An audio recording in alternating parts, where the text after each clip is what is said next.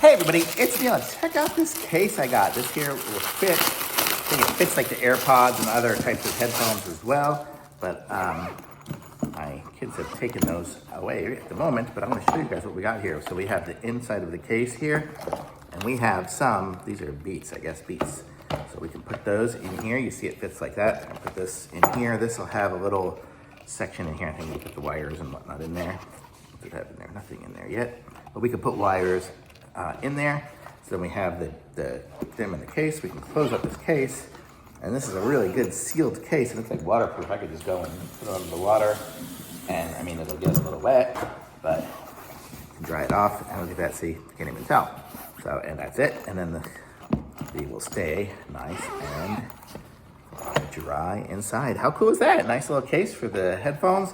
So totally soft and padded. So if you have the AirPods Max, or these are Beats, these ones here need some work, but you get the idea. They will fit in here nicely and totally cool. And it's got this little logo there and a handle to hold it. So totally awesome. Thumbs up.